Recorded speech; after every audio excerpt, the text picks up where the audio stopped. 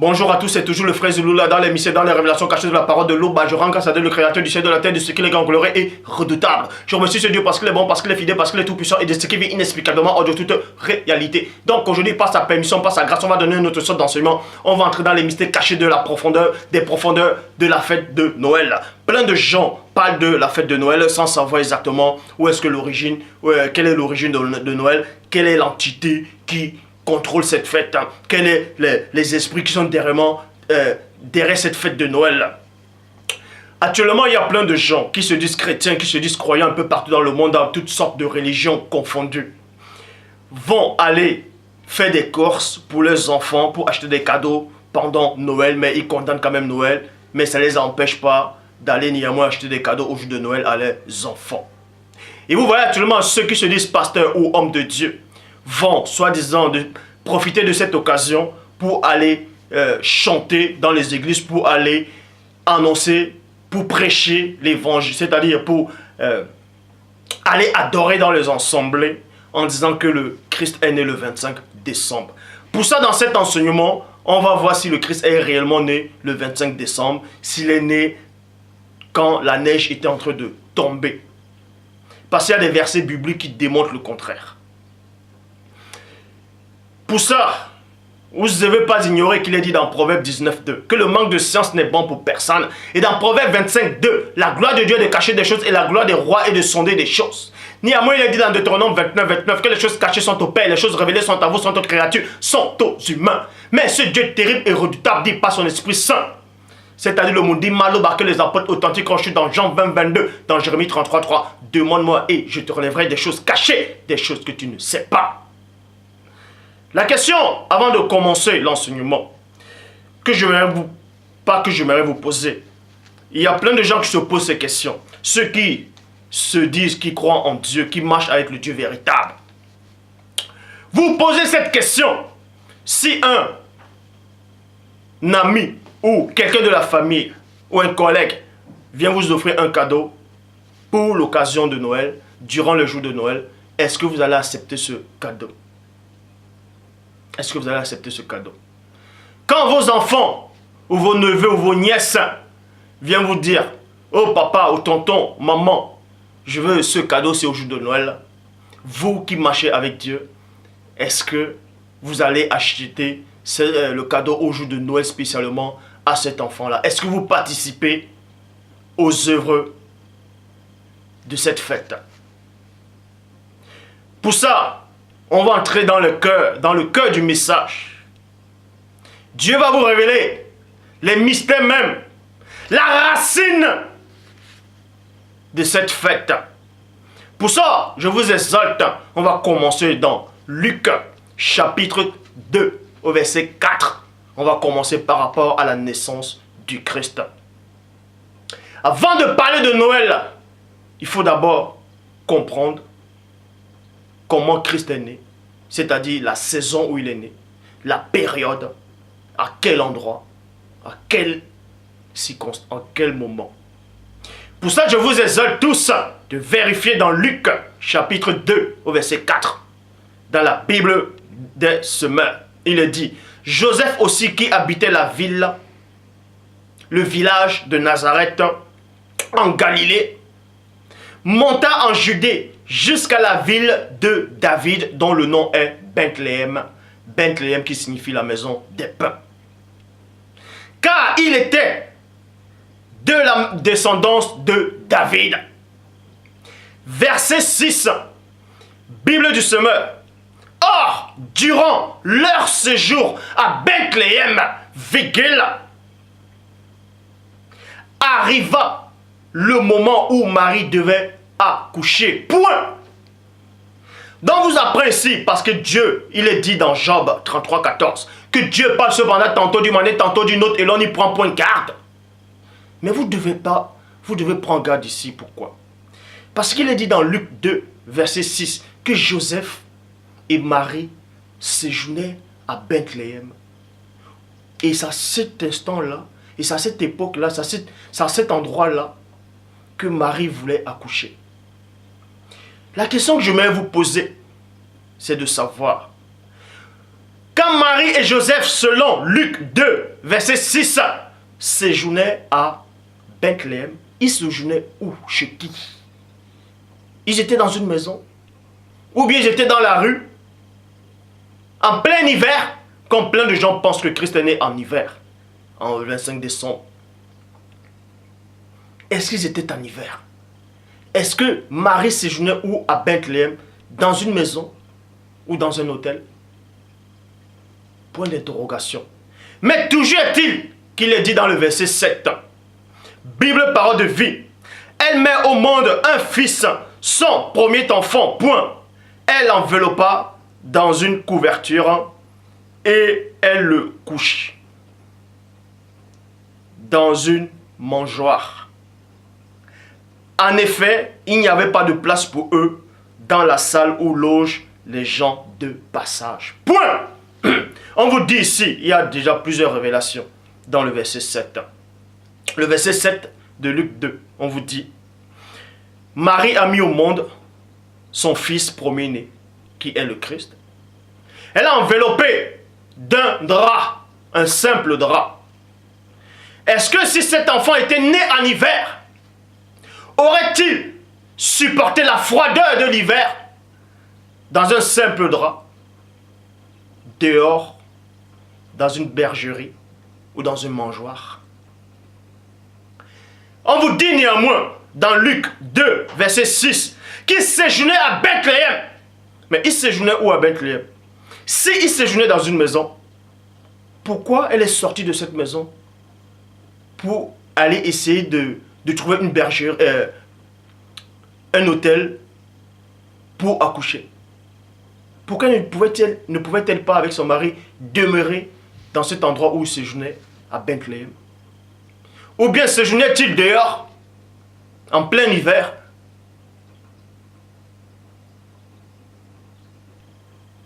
C'est la question que vous devez vous poser. Avant de pouvoir parler de Noël, là, il faut comprendre les circonstances de la naissance du Sauveur. Dans quelle saison il est arrivé? Une mangeoire, c'est quoi? Auge dans laquelle mangent des animaux domestiques. On vous dit que le Christ, Marie, a accouché. Elle a accouché où? Dans d'autres versions, il est dit dans une bergerie.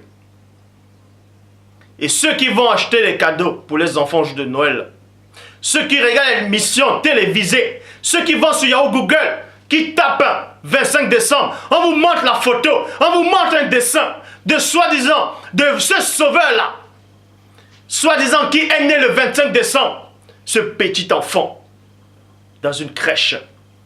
On vous dessine un bœuf, un âne. Et on vous montre la neige qui tombe. Quand vous remarquez bien le dessin, on ne voit même pas comment l'enfant est bien couvert. Donc en plein hiver, Marie, sa maman, qui a l'instinct maternel, couvre juste un petit bébé qui vient de naître avec un simple drap en hiver, dans la froideur de l'hiver. Si pour vous, Christ est né le 25 décembre,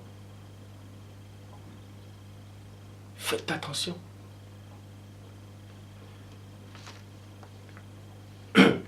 Donc, dans le verset 8, Bible de la liturgie, dans les environs se trouvaient des bergers qui passaient la nuit dans les champs pour garder leurs troupeaux. On vous dit dans cette contrée, dans cet endroit-là, dans les environs, il y avait des bergers qui vivaient dans les champs, dans d'autres versions, et qui, dans la nuit, gardaient les troupeaux. Est-ce qu'on garde les troupeaux dans la nuit en hiver, dehors? Parce qu'il n'y a aucune version qui dit que ces bergers-là avaient une maison dans les champs. On vous dit néanmoins qu'ils étaient dans les champs la nuit et ils gardaient les troupeaux. Dans les versions, ils nourrissaient les troupeaux par le truc de la veille. Les pailles, tout ça de la veille. Donc, nulle part il est dit ici qu'il faisait froid quand les bergers étaient dehors. Premièrement, on vous demande que les bergers ne pouvaient pas garder les troupeaux dehors en plein hiver. Ben, c'était pas en hiver. C'était une saison où il faisait chaud. Le soir, il faisait doux. Premièrement. Et il y a des versions, il y a des passages bibliques qui le démontrent. Que Christ ne pouvait à aucun moment naître en hiver. Que ce soit même le 25 décembre. Pour ça, je vous exhorte d'aller dans Esdras, le livre d'Esdras, chapitre 10, au verset 9, Bible seconde 21. Tous les hommes de Juda et de Benjamin se rassemblaient donc à Jérusalem. Dans les 3 jours, point. C'était le 20e jour du 9e mois. Mais on va vous donner la révélation, c'est que d'après la Bible, d'après le calendrier biblique, en tout cas, à cette époque où on a écrit cela, d'après la Bible, le calendrier biblique, pas le calendrier qu'on vient de modifier après les Romains. Bon, moi je parle du calendrier à cette époque, selon les saisons, selon les dates à cette époque. Donc, selon la Bible dans Esdras, chapitre 10, au verset 9, les hommes de Juda et de Benjamin se rassemblaient donc à Jérusalem dans les 3 jours. Point. C'était le 20e jour du 9e mois. Et le 9e mois, selon la Bible, c'était l'hiver. Est-ce que vous comprenez? Le 9e mois, c'était la période hivernale. C'était l'hiver. Et on va vous le démontrer. Tout le peuple s'installait sur la place de la maison de Dieu, trembla à la fois à cause de la situation et à raison de la pluie. Dans le 9e mois, il pleuvait. En hiver, il peut aussi pleuvoir. Vous avez dû voir cela. Bible des peuples, parce qu'il pleuvait.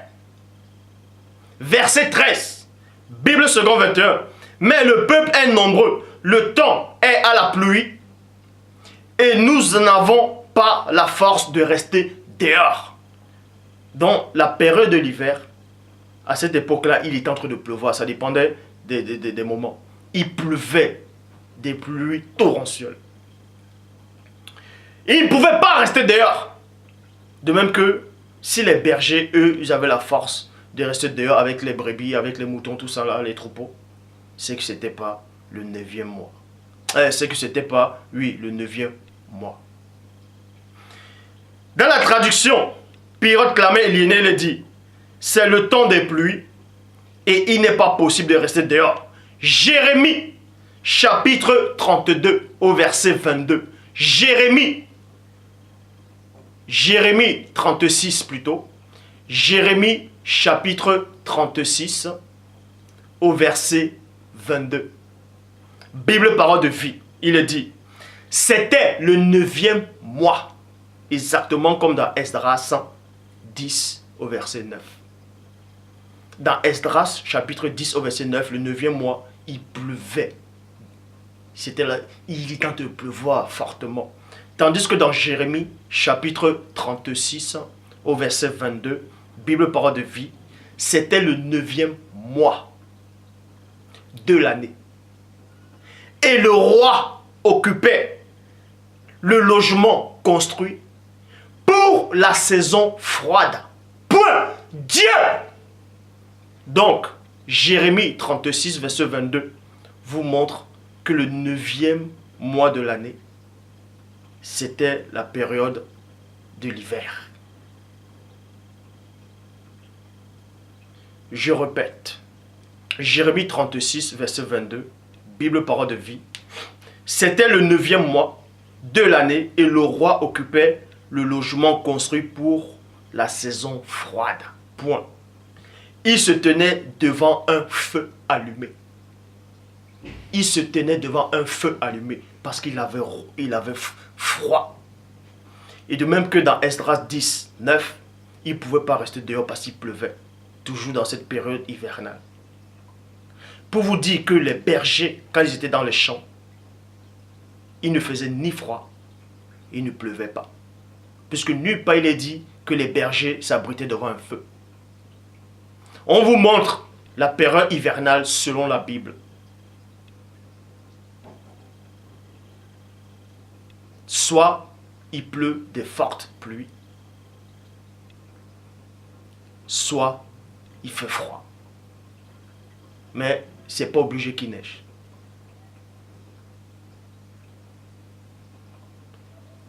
Dans la notion de la naissance du Christ le 25 décembre tombe à l'eau. Le Père se glorifie. Donc avant de venir parler de Noël, là, il faut connaître les saisons, les circonstances, les époques. Luc, chapitre 2, au verset 11. Bible en français courant. Cette nuit, dans la ville de David, est né un sauveur. C'est le Christ, le Seigneur. Point. Donc, l'ange apparut. Il s'est entretenu avec ses bergers. Il a dit, cette nuit, dans la ville de David, est né un sauveur.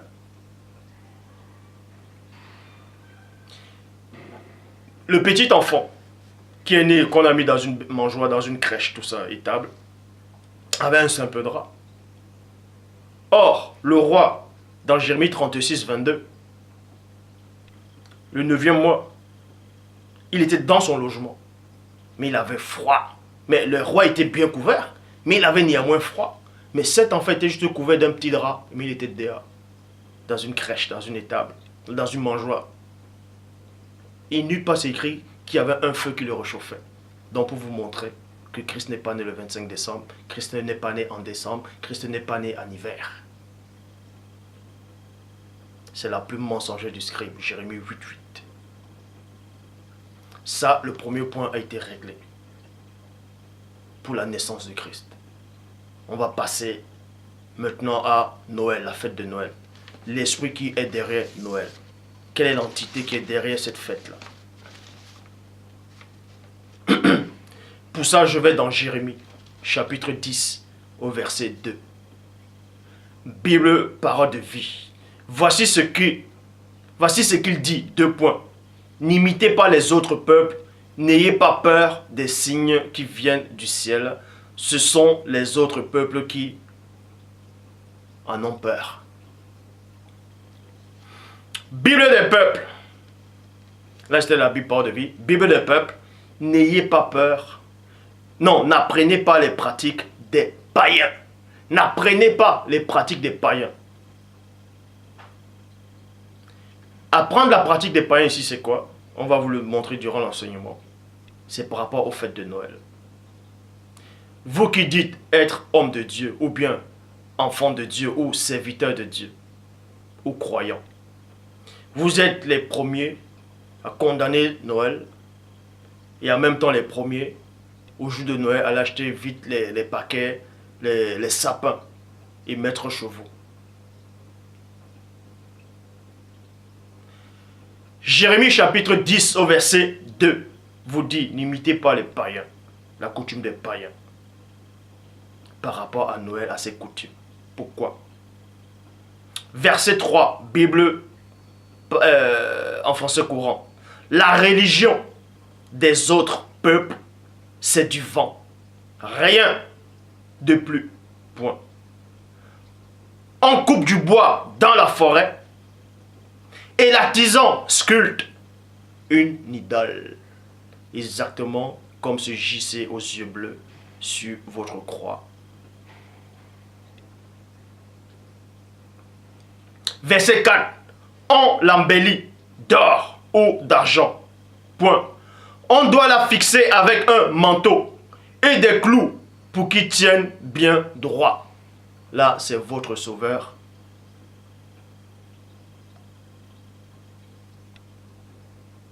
Qu'on a inventé. On a sculpté sur la croix. Et pendant les fêtes de Noël, vous l'associez à Noël. On va vous montrer que c'est normal que vous réussissiez à associer votre faux messie là qui est arrivé, soi-disant il y a 2000 ans, avec vos fausses dates et en hiver. C'est normal que vous l'associez, puisque la Bible aussi, je dis bien la Bible aussi, associe cela. Quand il dit associe cela, vous démontre en fait quelle est l'entité qui est derrière. Donc Jérémie, chapitre 10, verset 4 vous dit quoi? On l'embellit donc d'or et d'argent, exactement comme chez les catholiques et dans plein d'églises orthodoxes. Bref, il y en a tellement. D'argent. On doit la fixer avec un manteau et des clous pour qu'il tienne bien droit. Donc, on fixe votre idole là, que vous avez inventé. Vous dites que voilà le Fils de Dieu. Ah, voilà le Sauveur. Vous l'appelez JC. Vous voyez des gens dans l'église, soi-disant pendant les fêtes de Noël, ils sont en train de chanter. Oh mon Sauveur, tu es Dieu. Oh papa, porte quoi.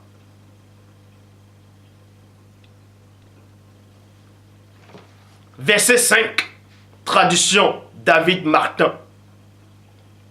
On façonne tout droit comme un panier. Je répète, verset 5. Ils sont façonnés tout droit comme un palmier, virgule, comme un palmier, comme un palmier. Et ils ne parlent point, on les porte par nécessité, à cause qu'ils ne peuvent pas marcher. Ne les craignez point, car ils ne font point de mal, et aussi, il n'en est pas en leur pouvoir de faire le bien. Pourquoi on compare ces faux dieux-là avec les palmiers? Et c'est quoi les palmiers? Le palmier, il y a plusieurs sortes de palmiers. Il y a des palmiers connus sous le nom de les palmiers du voyageur. Palmier du voyageur, c'est taillé comme les sapins de Noël. C'est taillé comme les sapins de Noël. Donc on associe déjà ces idoles-là à ces sapins de Noël, exactement comme dans votre époque, vous associez votre Sauveur avec la fête de Noël, le 25 décembre, sapin de Noël, des guirlandes. Donc, les palmiers du voyageur sont taillés comme des sapins, comme ça. Et aussi, et le palmier de Bismarck.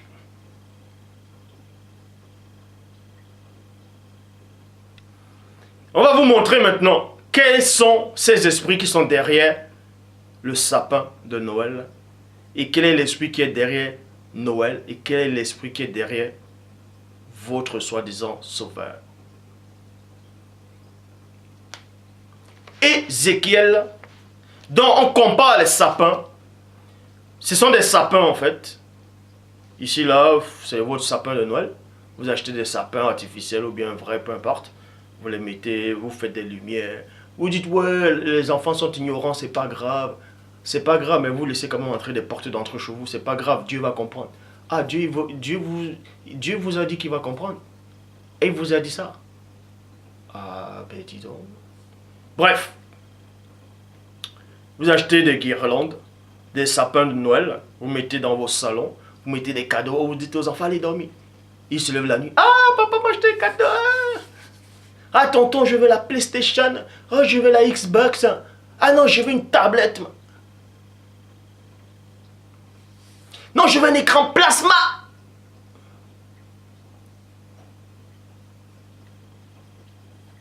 Bref. Donc, dans Jérémie ici, on parlait des gens qui sculptaient des idoles, des abominations, avec comme des sapins. Donc, en fait, on va vous expliquer dans un autre livre que c'est avec les arbres de sapin, que c'est avec le sapin qu'ils faisaient cela. Donc, pour vous montrer que cet esprit-là existait déjà de Noël. Mais que les véritables hommes de Dieu condamnaient déjà ça. Mais c'était une hérésie totale. Ézéchiel, chapitre 31, au verset 7, pour vous montrer qu'en fait, même les esprits, dans le plan spirituel, on peut le considérer comme des arbres. Ézéchiel, chapitre 31, verset 7. Là, c'est le chérubin jadis oint. Bible, parole de vie. C'est un arbre magnifique. Il est haut et grand. Ses branches sont très étendues. En effet, ses racines plongent dans le sol rempli d'eau. Dans le sol rempli d'eau. Verset 8. Traduction David Martin.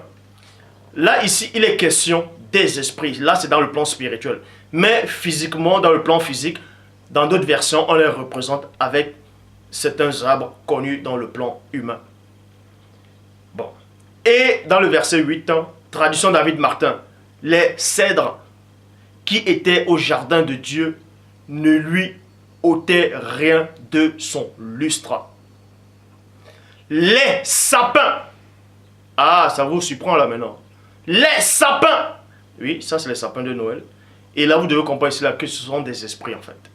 Les sapins n'étaient point pareils à ses branches et les châtaigniers n'égalaient point l'étendue de ses rameaux.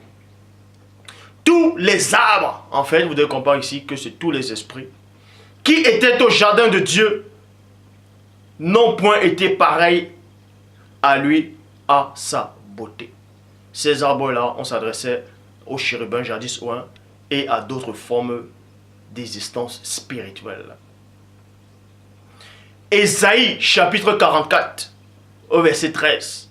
Bible annotée de Schaffner, il est dit: le sculpteur étant la règle trace la forme au crayon, la façonne avec le ciseau, la mesure au compas, pas le compas où on danse, avec le compas, et en fait une figure pareille à un homme superbe pour le loger dans une maison. Point. Verset 14, traduction David Martin. Il est dit: il se coupe des cèdres et puis un cypre. Donc on dit, ceux qui fabriquent les idoles là, des faux dieux, qu'on vous présente des fausses religions qu'on vous a apportées, avec des faux noms, ils fabriquent les croyances là. Derrière, il y a un esprit qui les domine. C'est un esprit du sapin, c'est un esprit en fait. C'est un esprit. Mais dans ce plan-ci, on le représente sous forme d'arbre. On vous dit ici, dans le verset 14 d'Ésaïe 44, il se coupe des cèdres et prend un cypre. Et les cypres, selon la Bible, c'est un sapin. On va vous le démontrer dans un autre livre. Et prend un cypre, c'est-à-dire un sapin ou un chêne, qu'il a laissé cloître parmi les arbres de la forêt. Il plante un chêne et la pluie fait croître. Ézéchiel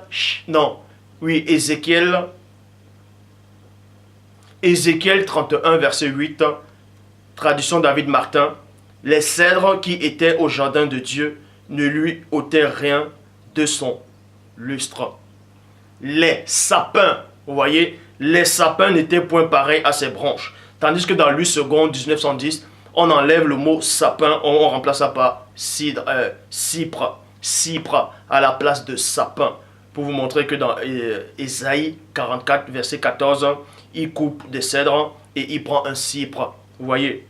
Bon, c'est-à-dire, ces gens-là, ces adorateurs-là, on vous montre spirituellement comment ils font dans le monde occulte. Que vos faux dieux-là sont liés à un esprit de sapin de Noël, à une entité qui est derrière cet arbre-là, connu en tout cas ici là par le nom de sapin. Ésaïe 44, au verset 15, traduction Abbé Filion. Ces arbres, vous voyez, en gros, sont des sapins.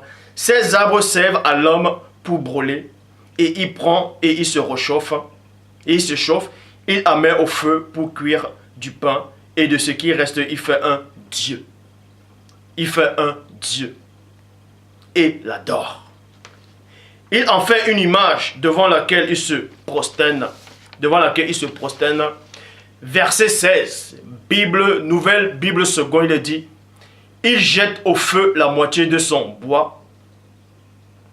Avec la moitié, il va pouvoir manger de la viande.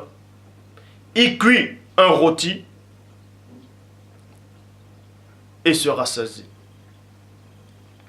Il se chauffe aussi et dit, ha ha, je me chauffe, je vois les flammes.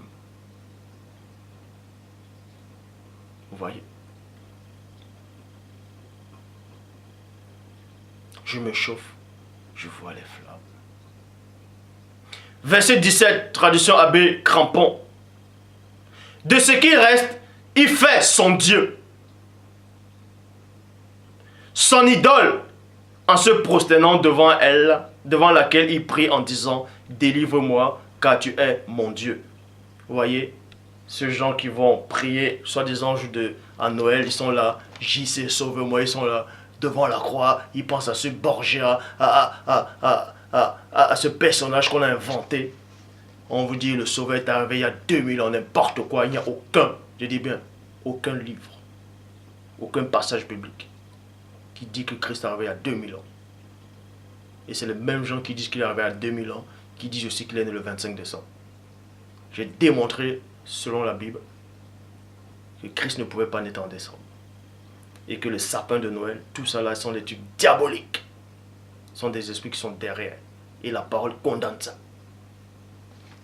Verset 18. Bible, parole de vie. Ces gens-là ne savent rien. Dans notre version, ils n'ont aucune connaissance. Ils ne comprennent rien. En effet, les yeux et leurs esprits sont bouchés. Et ils ne peuvent pas comprendre. Ils ne peuvent pas comprendre. Là, la parole vient de démontrer que Noël n'est pas une fête à l'honneur du vrai Christ. Parce que la fête de Noël, ici, se base par rapport à la naissance du Christ, le 25 décembre.